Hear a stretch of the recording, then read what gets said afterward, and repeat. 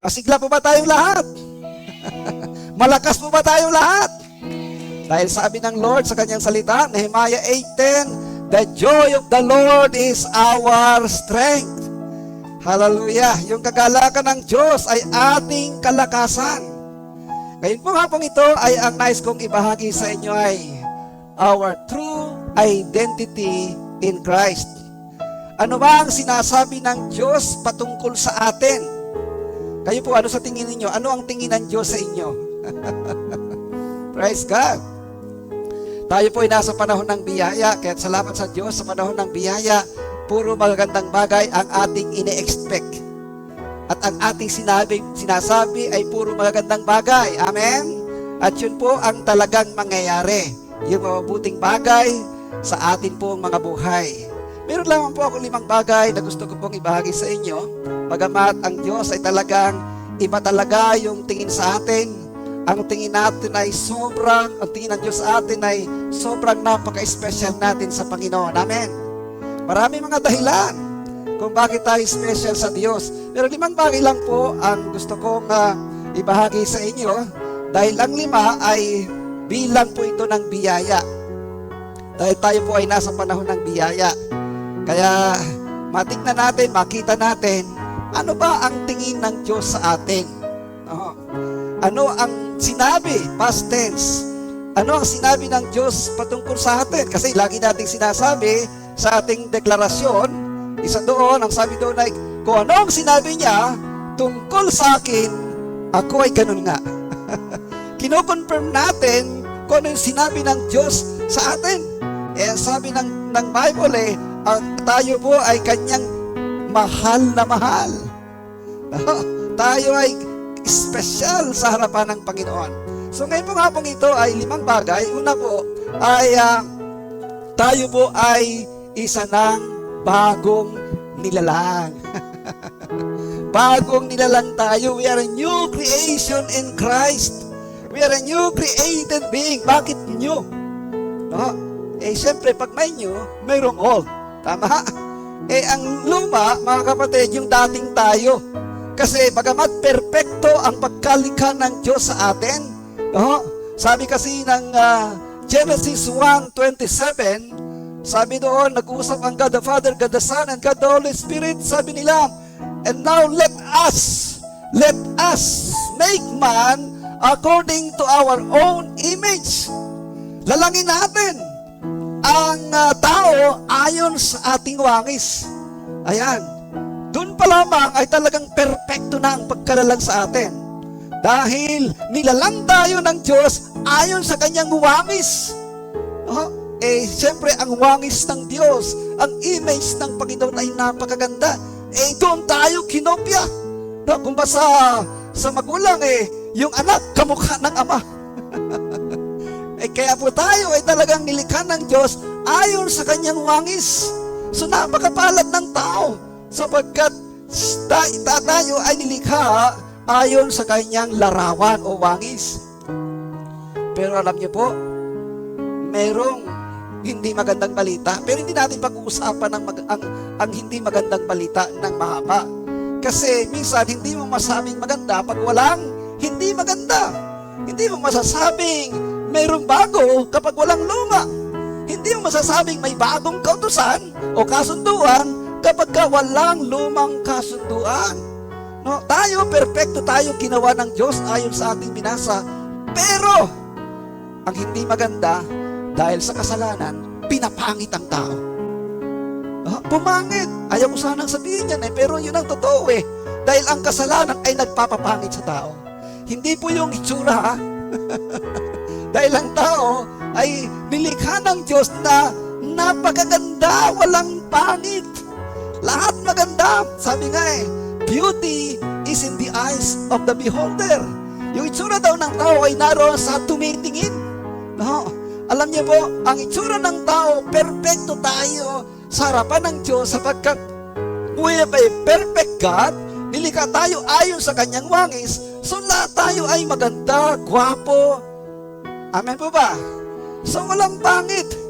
Bakit nagkaroon ng hindi maganda na mga pangyayari? Dahil walang ginawa ang dyablo kundi magpapangit ng tao.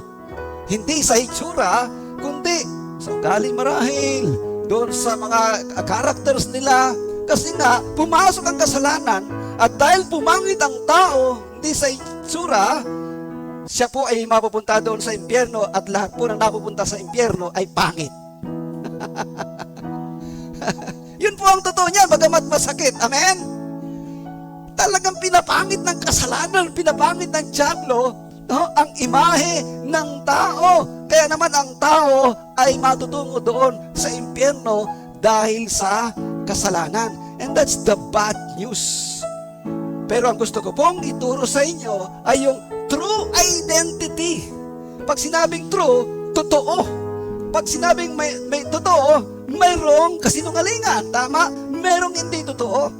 Pero yung magandang balita ay yung totoong pagkatao natin nung tinanggap natin si Jesus. Kaya ang tao hanggat hindi tinatanggap si Jesus bilang Panginoon at tagapagligtas ng kanyang buhay, I'm sorry, pangit siya. Bagamat masakit, ayaw ko sanang bagitin, pero ang hirap na wala kang mapagkumparahan. No? Wala kang mapagkumparahan. Ang kaaway talagang, yan ang misyon eh. Ang misyon ng diablo, John chapter 10 verse 10, ay talagang magwasak, magnakaw, pumatay. Kaya mga kapatid, talagang grabe yung misyon ng kaaway. Pero sabi ng John chapter 10 verse 10, letter B, ang misyon naman ng Diyos ay bigyan tayo ng buhay at magandang buhay at ng kasaganaan nito. That's the positive way, o positive side ng misyon ng ating Diyos na buhay. So yung una, ng pagkatingin natin ng Diyos sa atin, at yung totoong tayo. Nung tumanggap tayo kay Jesus, tayo po ay naging isang bagong nilalang. He recreated us.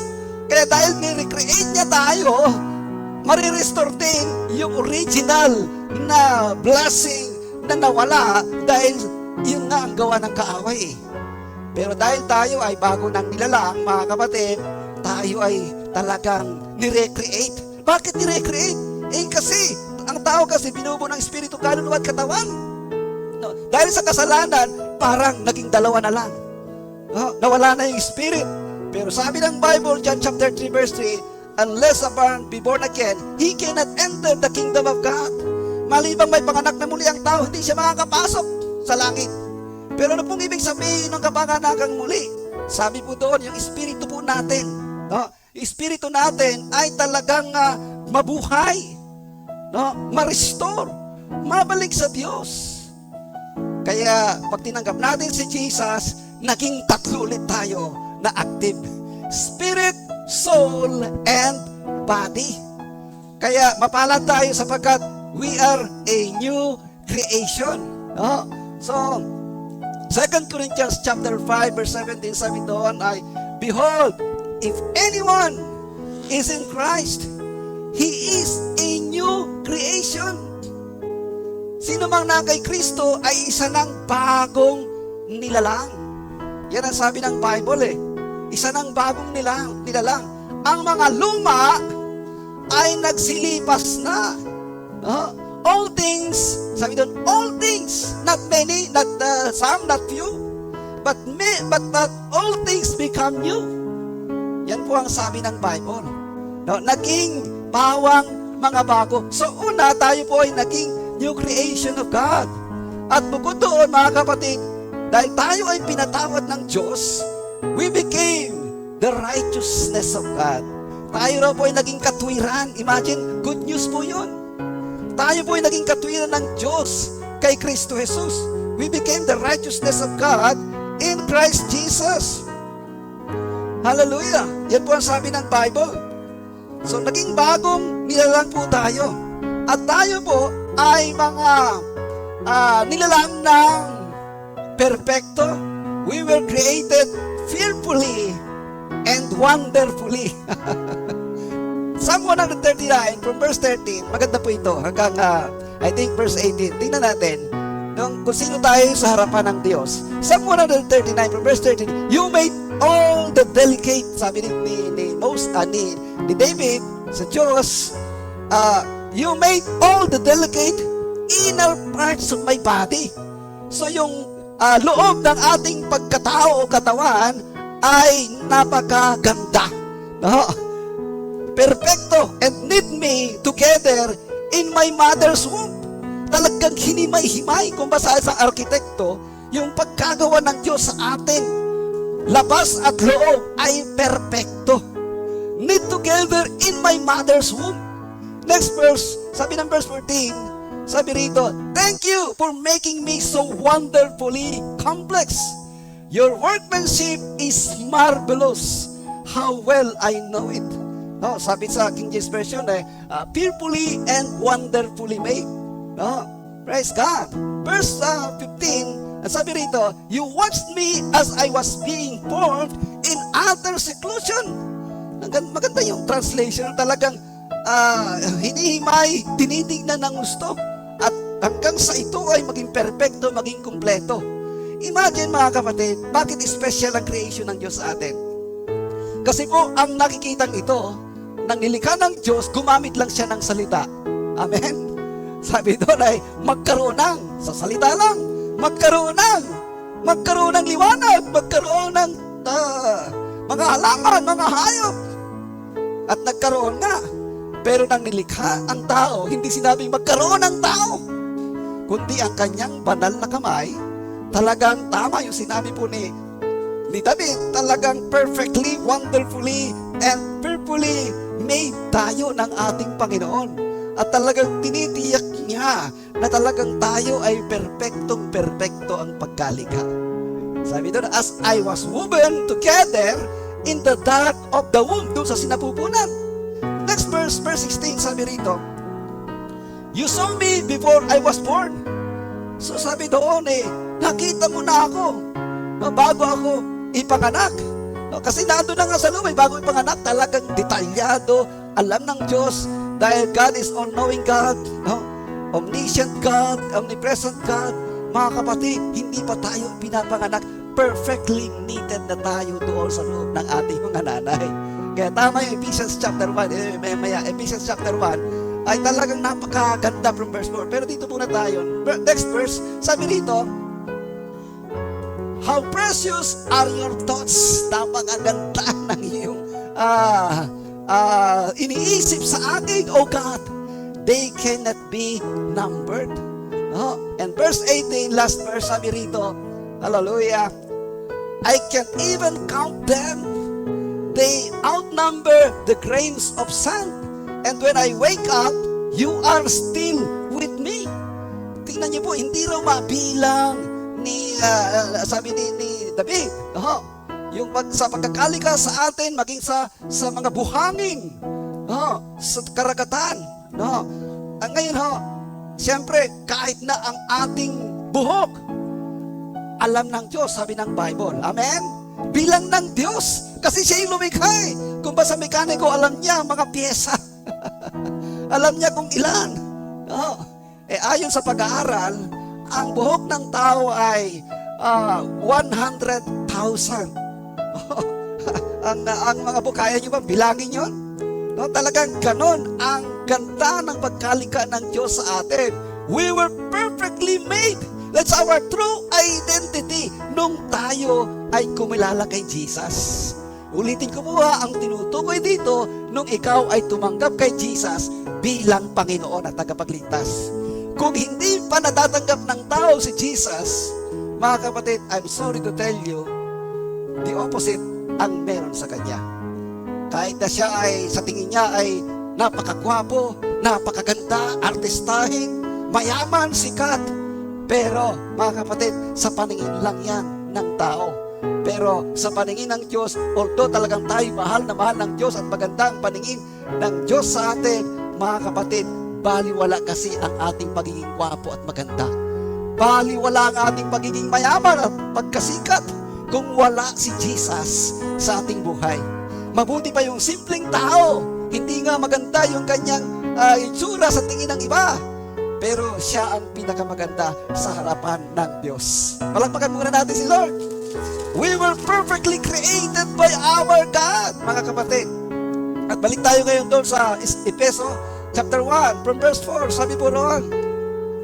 Kaya napakaganda nito bago pa lang daw tayo ang mundong ito ay talagang pinili na tayo. Sabi rito, blessed be the God and Father. Verse 4, sa verse 4 tayo. Ayan, according as He had chosen us, pinili niya tayo. No? In Him, before the foundation of the world, that we should be holy and without blame before Him in love. So yun yung pangalawa, mga kapatid, we were chosen. We were chosen. Yung una, tayo in new creation. Yung pangalawa, tayo po ay pinili out of many. Napakapalad natin. Kung hindi tayo pinili ng Diyos, mga kapatid, baka ngayong araw ng linggo na ito, kung ikaw ay lalaki, baka nasa sabungan ka. Kung may sabungan pa. Kung ikaw ay babae, baka ikaw ay nasa loob ng, alam niyo na yun. Kaya, pero salamat sa Diyos, pinili tayo ng Panginoon bago pa raw lalangin ang mundong ito. Bakit bago pa lalangin ang mundong ito? Dahil our God is an omniscient or all-knowing God. Alam niya lahat, the past, the present, and the future. He is the Alpha and the Omega. That's why He knows everything. Kaya alam niya na sa darating na araw, nung na-born again ka ng araw na yon, alam niya na nung malalang tayo bago pa, before the foundation of this world, sa ganitong date, sa ganitong taon, ay tatanggapin mo si Jesus. He's an all-knowing God. Kaya nung tinanggap mo si Jesus, alam na niya yun, kasama ka sa kanyang pinili. Kaya mapalad tayo, pinili tayo ng Diyos.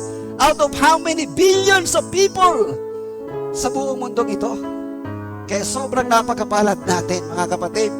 Dahil tayo ngayon ay nasa simbahan, ang iba ay walang panahon sa Diyos, nandun sa pasyalan, bagamat maganda namang mamasyal, pero mahalaga, mga kapatid, ikaw ay may panahon sa Diyos pag araw ng linggo.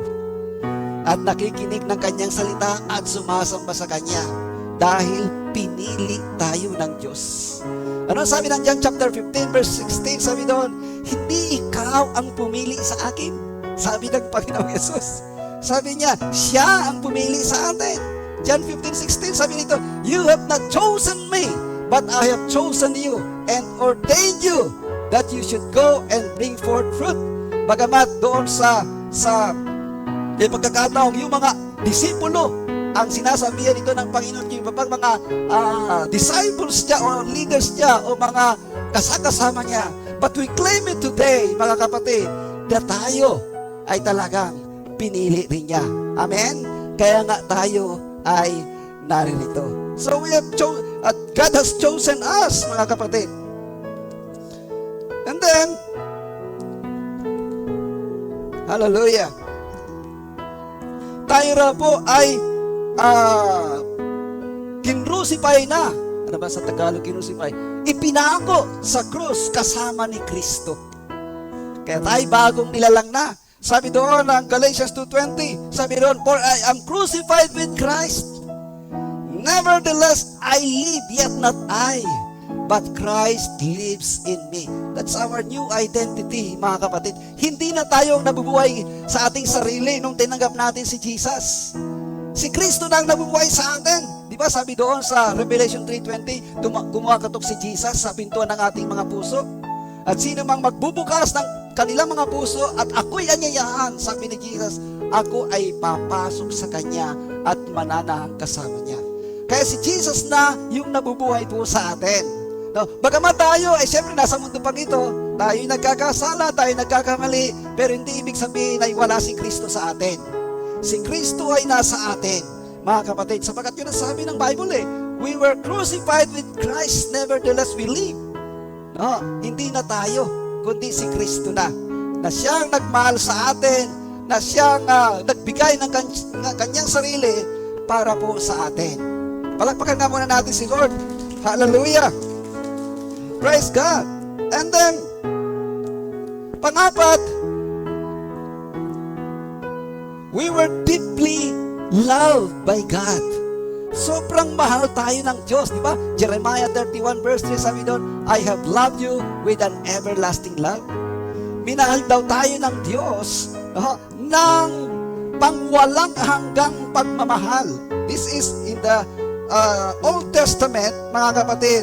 But we claim it that ever since kasi, talagang sa paglikha ng Diyos sa atin, sobrang mahal tayo ng ating Panginoon. Kahit na tayo ay, siyempre, medyo hindi maganda ang ginagawa, hindi nagbabago ang pagmamahal ng Diyos sa atin. Minsan, naisip na mahal ako ng Diyos dahil ako'y mabuting tao. Hindi po yun ang basihan ng Panginoon. Hallelujah sa kanyang pagmamahal. Dahil, sabi nga siya'y nagpunta dito hindi para sa mga banal, no, sa mga matuwid, kundi sa mga makasalanan. Para sagipin ang mga makasalanan. Sabi niya, ay kung merong isa, yung 99 ay iiwan niya. Kung may nawawalang isa, iiwan niya yung 99 at hahanapin niya tayo. Dahil mahal na mahal tayo ng Panginoon. Yun ang sabi ng John chapter, o ng Luke chapter 15, from verse 8. Buksan nga natin yon. Dahil talagang tayo, yung pagmamahal ng Diyos sa atin ay gayon na lamang. Maliban doon sa John chapter 3 verse 16. Sabi po ng Luke 15 verse 8, either what woman having 10 pieces of silver, if she lose 1 piece, do not light a candle and sweep the house. Medyo malalim yung English, King James Version. And seek diligently till she find it. Hindi humihinto yung nanay na sa paghanap sa silver, pieces of silver. Hanggat hindi niya nakikita, hindi siya humihinto. Si Lord, lahat ng tao binigyan niya ng pagkakataong makapagsisi at makarinig ng kanyang salita. Kaya nga iiwan niya yung 79, hahanapin niya yung isa.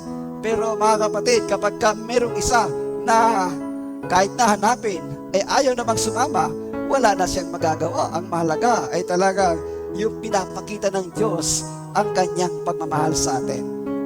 Jesus is deeply in love with us. God the Father is deeply in love with us. Even the Holy Spirit, mga kapatid. Kaya nga, yung Holy Spirit ang ating guide sa araw-araw. Yung kanyang kapangyarihan. Sabi ng Romans 8 verse 14, ang totoong anak ng Diyos, pag siya ay pinapangunahan ng banal na Espiritu, siya yung totoong anak ng Diyos. Kaya mahal na mahal tayo ng ating Panginoon. Hallelujah. Kaya kanyang pagmamahal ay gayon na lamang. Kaya nga si Jesus, dahil sa pagmamahal niya sa atin, hindi niya inalintana. Siya'y pinarusahan, pinahirapan, pinako sa krus, tiniis niya ang hirap. Hanggang sa tumigis ang kanyang banal na dugo sa kanyang tagiliran, iisa lang ang dahilan. Pagmamahal niya kasi sa atin. Deeply in love po ang Diyos sa atin. Dahil tayo, hallelujah, na kanyang nilikha at lalo na nung tayo tumanggap kay Jesus, lalo na nating nakita at naranasan ang kanyang pagmamahal. And the last one, mga kapatid, na gusto ko pong i-share sa inyo ay ang identity natin o ang tingin ng Diyos sa atin. We are greatly blessed. Di ba magandang balita yon? Mahirap mabuhay dito sa mundo kung wala tayong biyaya at pagpapala mula sa Panginoon. Tama po ba? Sabi ng Ephesians chapter 1 verse 3, sabi doon, lahat na ng pagpapala ay inihanda niya sa atin simula nang tayo'y ipanganak hanggang sa tayo ay kunin ni Jesus sa rapture of the church. All praise to God, the Father of our Lord Jesus Christ, who has blessed us with every spiritual blessing in the heavenly realms because we are united with Christ. So sabi nito, because we are united with Christ. Ang ibig sabihin, yung mga tumanggap lang kay Jesus, yung nakipag-isa kay Kristo, sila yung binigyan ng Diyos, mga kapatid. O doon magmamanifest. Bagamat ang pagpapala ng Diyos ay sa lahat ng tao before the creation of this world, pero may enjoy lang ang mga biyaya at pagpapalang ito ng isang ng taong tumanggap sa Kanya bilang Panginoon at tagapagligtas. Nung ako'y makakilala sa Panginoon, at nung hindi pa ako kumikilala, mga kapatid, dahil naborn again ako 1980, bagamat kami ay religious, buong pamilya namin ay religious, kapatid ko halos sa simbahan na nakatira, ay talagang napaka-religyoso po namin. Nanay ko, kung saan may pabasa, nandun ako, kasama ako. Kasi religious family po kami. Pero nung ako'y ma-born again at nakita ko yung ganda ng buhay ng na kay Kristo, napagkumpara ko. At grabe, yung ikaw ay nasa Panginoon, ang layo ng diferensya. Noong ako ay hindi pa kumikilala kay Lord, ang natanim sa isip ko, lahat ng tao ay anak ng Diyos. No, dahil naniniwala naman sa Diyos, sumisimba, mabuting tao, hindi pumapatay, hindi gumagawa ng masama. No, yung pamilya po namin, mabuting tao, mabuting pamilya kami. Paniniwala ko, katulad na nai-inject ng dating mga katuruan na lahat ng tao ay anak ng Diyos. Nung maborn again ako, tama pala na si Jesus lang ang nag-iisang buktong na anak ng Diyos. Lahat ng tao ay nilikha, pero hindi lahat ng tao ay anak ng Diyos. Kaya sabi ng Bible, John chapter 1 verse 12, yun lang tumanggap kay Jesus ang siyang masasabing totoong anak ng Diyos. John 1:12. Siya lang yung totoong anak ng Diyos. Kaya napagkumpara ko ang layo. Ang mga taong wala kay Jesus, bagamat sila ay may relihiyon, at talagang sila ay may paniniwala na kung saan ako nagising, doon na rin ako mamamatay. Pero kung nagising ka na nandun ka sa dumihan, hindi ka maalis. Tama po ba? Pasensya na doon sa mga nakayakap sa relihiyon, kasi ganyan din kami. No?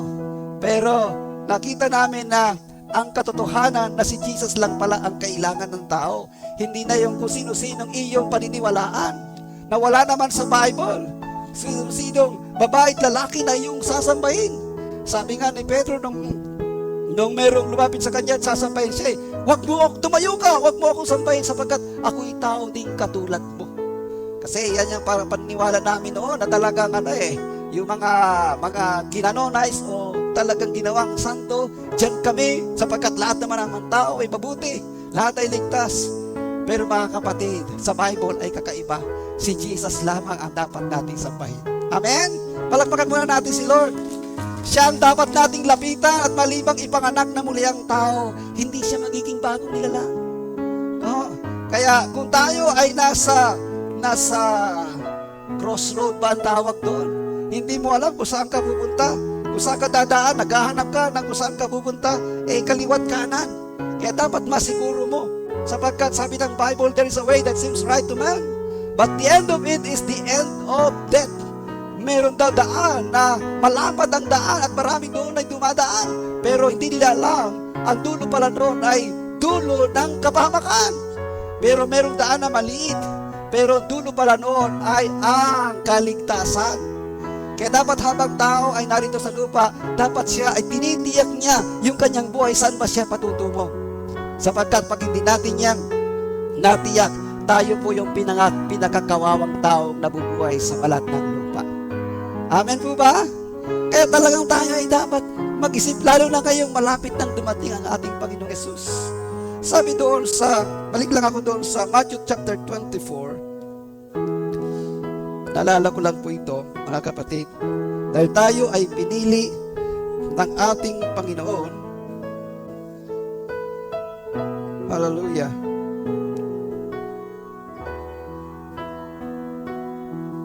Well, anyway, na-miss ko yun. Sabi doon sa talatang yun sa chapter 24. Ayan, tama na i-record. Matthew 24 verse 31, and He will send out His angels with a mighty blast of a trumpet, and they will gather His chosen ones from all over the world, from the farthest ends of the earth and heaven. Ito magandang balita dito, mga kapatid. Dahil tayo ay bagong nilalang, pinatawad, pinagaling. No, dahil sa mga latay natin, ay sa mga latay ni Jesus, tayo pinagaling na sa lahat ng ating sakit karamdaman. Pinili tayo, pinagpala tayo. Pero magandang bagay din dito, mga kapatid, pagdating ng araw ng pagbabalik ng ating Panginoong Yesus, ano po ang mangyayari? Sabi doon and He will send out His angels with a mighty blast of a trumpet, and they will gather His chosen ones. Lahat po ng pinili, lahat ng mga anak ng Diyos, no? From all over the world, mula sa pinakadulo, no? Hanggang doon sa kabilang dulo, from the farthest ends of the earth and heaven, no? Mga kapatid, i-gather yan, at kukunin ng ating Panginoong Yesus at magmimit tayo doon sa alapaap. Ang pupunta lamang doon ay yung mga totoong na kay Kristo. Kaya kung tayo ay mayroon pang iniisip ngayon, ang iniisip natin ay, na kay Kristo ba ako o wala? Born again ba ako o hindi? Ako ba talaga anak ng Diyos o hindi? Ito yung panahon na dapat magkaroon tayo ng desisyon. Ang desisyon ay nasa iyo, hindi sa kapatid mong consistent sa pagsimba. Kahit pastor ang kapatid mo, kasi nagising tayo sa kasabihan na pag nagyaya tayo magsimba, o isama mo na lang ako sa panalangin mo sa simbahan. Salvation is individual. Hindi porke apostol, propeta ang iyong kapatid ay iligtas ka na rin. Hindi po, individual po ang kaligtasan. Ikaw yung decision nyo lumapit sa kay Jesus at tanggapin siya bilang Panginoon sa sariling tagapagligtas. Yan po ang dapat na mangyari sa sino man na ang gusto ay talagang makapasok doon sa kalangitan. Walang ibang daan. No? Walang ibang daan. Kahit na ang pinakamaraming miyembro ng relihiyon, mga kapatid, ay hindi pwedeng maging daan dahil sila yung pinakamarami. No? Si Jesus, nung siya ay nagminister dito sa lupa, mga kapatid, ano nangyari? Kaunti lang yung sumunod sa kanya at mga Saduseyo pa at Pariseyo ng mga religious pa ang siyang tumutuligsa sa kanya. Sila po yung napakarami, pero hindi yun ang paraan ng kaligtasan. Ang paraan ng kaligtasan, kahit ilan lang kayo, basta si Jesus ay tinatanggap sa puso't buhay po natin, ikaw ay magkakaroon ng buhay na walang hanggan. Palakpakan natin si Lord. At yan ay napaka-importante sa Panginoon. That's why today, as I close this message, mga kapatid, ang tunay nating pagkatao, ang tunay nating ang pagkakilala sa atin, mga kapatid, na tayo nga ay anak ng Diyos, kung si Jesus ay tinanggap natin sa ating puso at buhay. Baging sa mga nanonood sa programang ito, mga kapatid, ito po yung katunayan o katibayan na ang tao ay magiging anak lang ng Diyos kapag si Jesus ay pinaghari at tinanggap sa puso at buhay. Ikaw nga ay tunay na anak ng Diyos. Tumayo po tayong lahat, mga kapatid. Tayo ay iba na sa harapan ng ating Panginoon. Tayo mga tumanggap kay Jesus ay masasabing totoong anak ng Diyos. Kaya sa oras na ito, hallelujah, ang magagawa natin ay ang pasalamatan ng ating Panginoon sapagkat bago naging huli ang lahat, tayo ay naging anak ng Diyos. Ang mundong ito ay lilipas. Sabi ng Bible, heaven and earth will pass away, but my word, sabi ng Panginoon, na aking salita ay hindi lilipas magpakailanman. At ang salita ng Diyos ang nagsasabi, si Jesus lang ang daan. Walang ibang pangalang ibinigay sa silong ng langit na sukat ikaligtas ng tao. And we need Jesus. Ako po'y mananalangin, isang simpleng panalangin at isang lugar na ito, isang simpleng lugar. Pag tayo ay tumanggap kay Jesus, bibigyan niya tayo ng karapatan at kapangyarihang maging anak ng Diyos at ang ating pangalan ay nakasulat o isusulat sa aklat ng buhay sa langit. Hallelujah! Hallelujah! Kung meron man sa ating kalagitnaan na wala pang kasiguruhan, maaaring ikaw ay pinanganak sa isang napaka-relihiyosong pamilya. Pero sabi ng Bible, si Jesus ang kailangan natin. Ito yung oras na tayo po ay magkaroon ng bagong identity, bagong pagkakilanlan. At masasabing tayo ay totoong Kristiyano kapag si Jesus ay nasa ating puso at buhay. Sumunod lang po tayo sa panalangin ito. Sabihin natin, Panginoong Jesus, marami pong salamat sa iyong salita, sa iyong katotohanan. Ang kaligtasan pala ay kay Jesus lamang. Ako po'y lumalapit sa iyo, Panginoong Jesus, at nagsisisi sa lahat-lahat ng aking mga kasalanan. Inaanyayahan kita na pumasok sa aking puso. Ikaw na ang maging Panginoon at sariling tagapagligtas ng aking buhay. Marami pong salamat sa buhay na walang hanggan. Ako na lang po mananalangin, dakilang Diyos, salamat po sa kaliwanagan ng iyong banal na salita, ng totoo naming pagkatao ay kapag si Kristo ay nasa aming puso at nasa aming buhay, ngayong tinanggap ka namin, Panginoon. Hallelujah, maging ang mga bago pa lamang, Panginoon, tinanggap ka bilang tagapagligtas at Panginoon ng kanilang mga buhay. Lord, salamat sapagkat sabi mo, pagdating mo, Panginoong Jesus, titipunin ang lahat ng mga pinili. At pagkatapos, ay isasama mo dyan sa iyong kaharian, Panginoon. Lord, i-preserve niyo po ang bawat isa sa iyong pangalawang pagbabalik. Dalangin namin, kami patuloy na maging matapat sa iyo, Panginoon. Patuloy na dinidinig namin ang iyong salita. Patuloy na kami dumadalo pag-araw ng linggo bilang katibayan na kami ngay mga anak mo, Panginoon. Salamat po, Amang Banal. Magpapatuloy po rin kami sa aming pong paglilingkod sa iyo, Diyos. Salamat po, Amang Banal. Salamat, Panginoong Jesus. Salamat, Banal na Espiritu. At ang dalangin ko, katulad ng sinabi mo, kami ay lubusang pinagpala mo, Panginoon. At kakaiba na kami, Panginoon, ang aming pagkatao. Kami isa ng bagong nilalang. Kami lubusan mong pinamahal, pinagpala, pinili. Lord, salamat. At si Kristo na ang nabubuhay sa amin. Panginoon, mula sa araw na ito, kami magpapatuloy sa iyo, Panginoon, at maglilingkod sa iyo. Salamat po. At Amang Banal, bilang iyong lingkod, idinideklara ko po ang grabing biyaya at pagpapala mo na bubuo sa bawat isang nagpapatuloy sa iyo, Panginoon. Lord, in Jesus' name, ang walang pagkaubos na pagpapalang espiritual, physical, material, Panginoon, lahat ng uri ng pabor at pagpapala, Lord, ibubuhos mo sa bawat isang naririto at sa mga anak mo na patuloy na nananampalataya at nagtitiwala sa iyo, Diyos. Salamat, Ama. Dinideklara ko rin ang himala ng kagalingan sa sino mang may sakit at karamdaman, sapagkat kalooban mo sa amin ang may mahabang pinagpalang buhay, malusog na pangangatawan. Lord, dinideklara ko, walang anumang mga gawa ng kaaway na magtatagumpay sa amin. Walang anumang pag-atake sa puso, walang anumang arthritis, walang anumang sakit na ulcer, cancer, tumor, leukemia. Sa pangalan ni Jesus, walang anumang mga sakit na yun ang makapagpapagupo sa aming katawan, sapagkat kami, Panginoon, ay mahal na mahal mo, pinili mo at pinagaling mo na, Panginoon, sa lahat ng uri ng sakit at karamdaman. Salamat po, Ama, at kami patuloy na magpupuri sa iyo, aawit sa iyo, magpapasalamat sa iyong kabutihan, Panginoon, sa bawat isa sa amin. Salamat din, Amang Banal. Tinatas ko po ang bawat pamilya ng bawat isang naririto na sila man ay kumilala sa iyo, Panginoon, sapagkat baliwala ang buhay kung wala ang totoong Jesus sa kanilang puso at sa kanilang buhay. Sa pangalan ng aming Panginoong Jesucristo. At dalangin ko na sila man ay makasama namin na sumasamba sa iyo, sa Espiritu at katotohanan sa lugar na ito. Ama, tanggapin niyo po ang lahat ng papuri, kaluwalhatian at karangalan. Ito po ang aming panalangin sa pangalan po ng aming Panginoong Jesus. Bawat isa po'y magsabi ng Amen!